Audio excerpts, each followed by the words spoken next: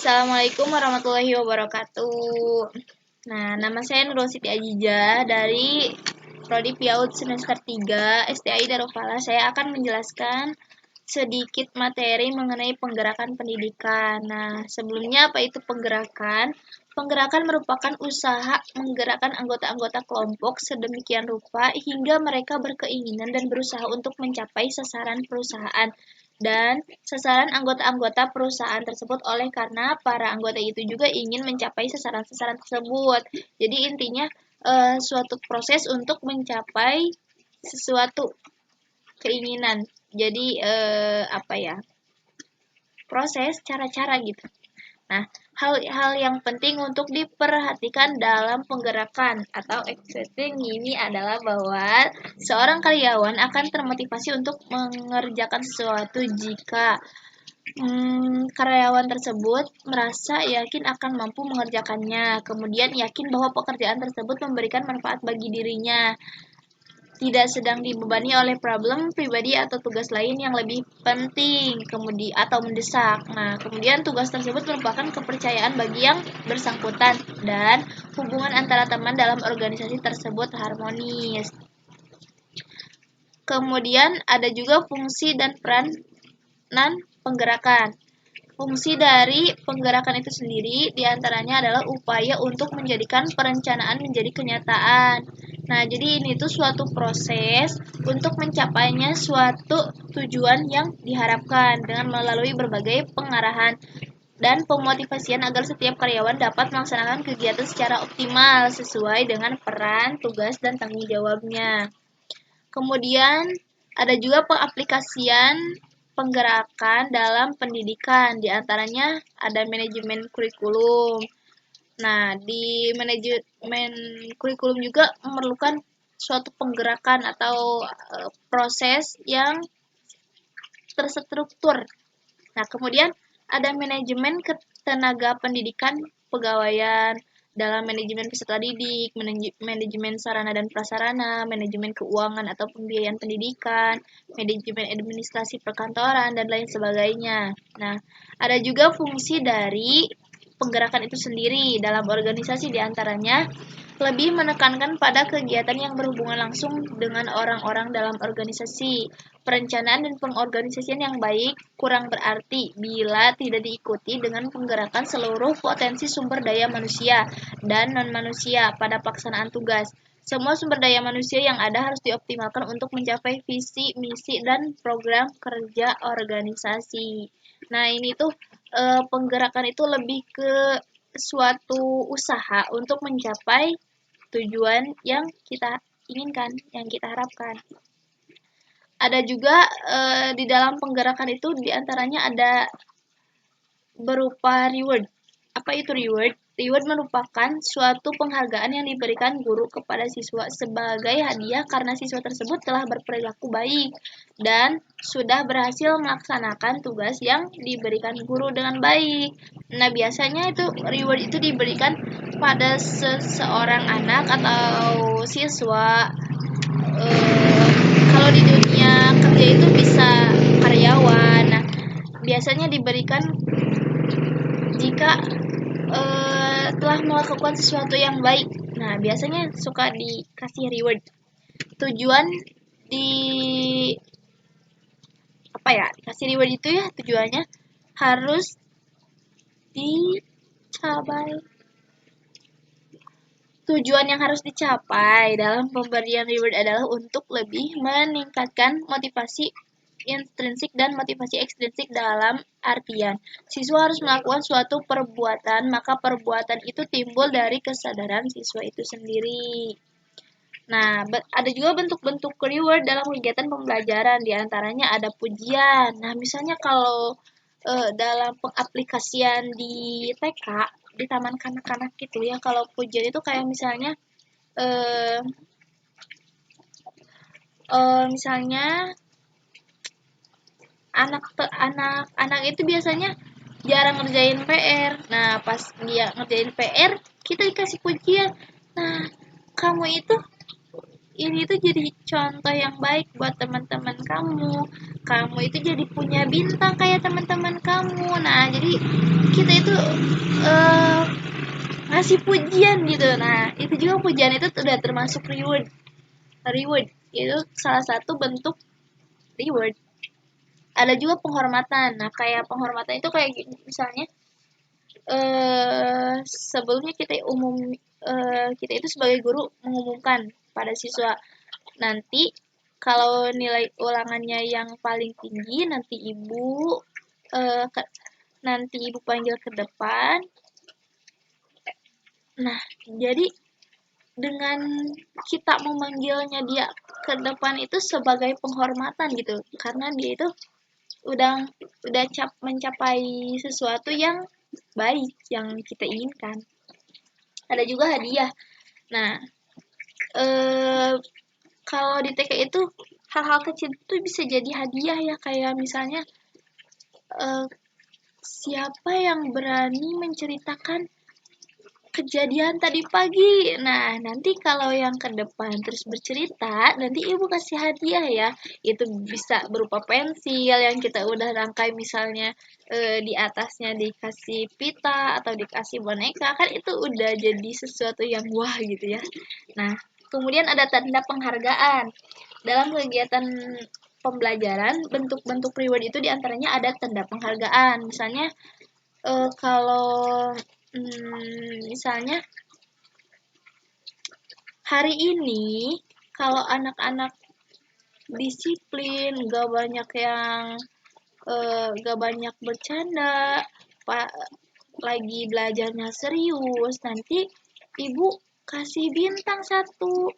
Nanti kita nyiapin kayak stiker gitu, atau kalau enggak kayak apa ya, kayak bros gitu yang bisa ditempel. Nah, nanti itu kalau anaknya udah mencapai sesuatu yang kita inginkan, nah kita kasih. Itu sebagian bentuk-bentuk reward ya. Kemudian ada punishment. Apa itu punishment? Punishment atau hukuman merupakan suatu tindakan yang kurang menyenangkan, yaitu berupa penderitaan yang diberikan kepada siswa atau anak secara sadar dan sengaja, sehingga siswa atau anak tidak mengulangi kesalahannya lagi. Hukuman diberikan sebagai akibat dari pelanggaran, kejahatan, atau kesalahan yang dilakukan siswa. Tidak seperti reward, hukuman atau punishment mengakibatkan penderitaan atau kedukaan bagi anak didik yang menerimanya. Nah, jadi punishment itu beda kayak reward. Kalau reward itu hadiah yang mungkin anak-anak sangat harapkan gitu. Jadi keberadaan reward itu bikin orang termotivasi, apalagi di kalangan TK, anak kecil kayak gitu. Jadi kalau misalnya temennya dapat hadiah, ih aku juga pengen gitu. Jadi bikin apa ya, motivasi gitu. Kalau kebalikannya, kalau punishment itu lebih ke hukuman. Misalnya kalau pengaplikasian di TK, misalnya ada anak yang orang lain duduk, ini malah lari-lari. Kita kasih tahu sekali dua kali. Nah, kemudian dia itu berulang kali. Nah, kita ngasih hukuman. Cuma bedanya kalau hukuman untuk anak TK itu disesuaikan. Jadi jangan disamain sama anak yang udah dewasa-dewasa kayak gitu. Nah, adapun fungsi dan tujuan punishment dalam kegiatan pembelajaran jangka pendek.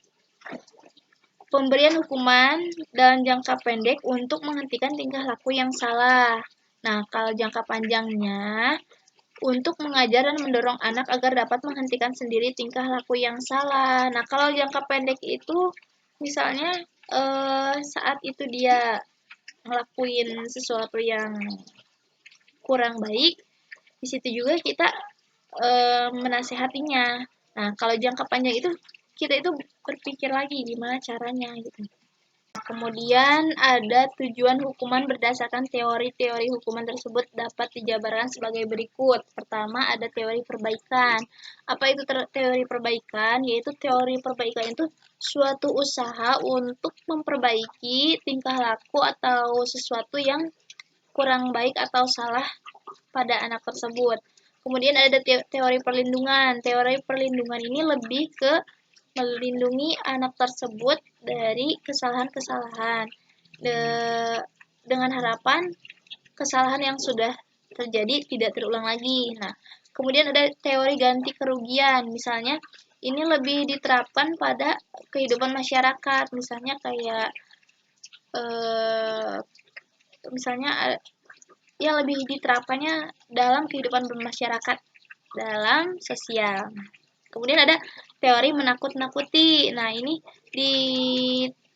tujuannya untuk agar anak itu takut terhadap suatu hukuman tersebut gitu. Jadi anak itu nggak mau ngulangin lagi teori menakut-nakuti. Kemudian ada bentuk-bentuk punishment dalam kegiatan pembelajaran. Di antaranya ada berdasarkan alasan diterapkannya hukuman. Pertama ada hukuman preventif. Apa itu hukuman preventif? Hukuman ini bertujuan untuk mencegah jangan sampai terjadi pelanggaran sehingga hal itu dilakukan sebelum pelanggaran itu dilakukan. Yang termasuk dalam hukuman preventif adalah tata tertib, anjuran, dan perintah, larangan, paksaan, dan disiplin. Misalnya, jadi hukuman preventif lebih ke aturan. Jadi sebelum orang lain melakukan suatu kesalahan, jadi diterapkan terlebih dahulu. Kayak misalnya yang buang sampah di sini dapat hukuman kayak gini misalnya. Nah, itu namanya hukuman preventif, dikelompokkan dalam hukuman preventif. Nah, ada juga hukuman represif. Apa itu hukuman represif? Sifat dari hukuman represif adalah menekan atau menghambat, sehingga seseorang yang sudah terlanjur melakukan suatu pelanggaran atau kesalahan akan merasa jera. Yang termasuk hukuman represif dalam konteks pendidikan, menurut Indra Kusuma, dalam Januar adalah pemberitahuan, teguran, pengingatan, hukuman. Jadi ini mah lebih ke sesuatu yang udah terjadi. Kita kasih apa ya, kasih hukuman itu, kasih sanksi. Kemudian ada berdasarkan tingkat perkembangan anak. Nah, ada hukuman asosiatif. Ini mah lebih ke sosial. Umumnya orang mengasosiasikan antara hukuman dan kejahatan atau pelanggaran, antara penderitaan yang diakibatkan oleh hukuman dengan perbuatan pelanggaran yang dilakukan. Untuk menyingkirkan perasaan tidak enak akibat hukuman, biasanya orang atau anak menjauhi perbuatan yang tidak baik atau yang dilarang. Hukuman asosiasif dipergunakan bagi anak kecil.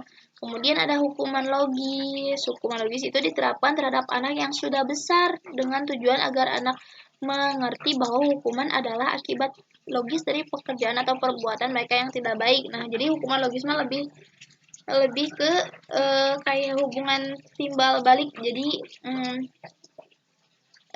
si anak itu udah dapat berpikiran ini lebih ke hukuman buat anak yang udah besar ya. Jadi dia itu apa ya, jadi dia itu udah bisa berpikir gitu, kalau ngelakuin kayak gitu pasti kita kayak gini gitu.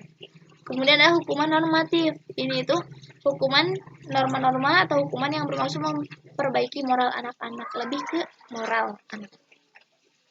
Kemudian ada motivasi belajar.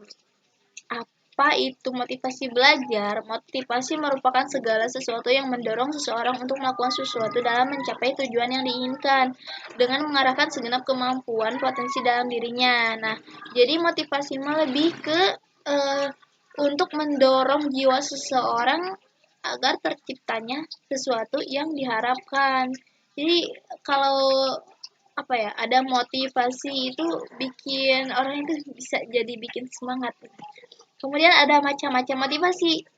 Ada motivasi intrinsik dan motivasi ekstrinsik. Intrinsik itu lebih dari diri sendiri. Jadi motif ini berkembang dengan sendirinya. Misalnya kayak apa ya?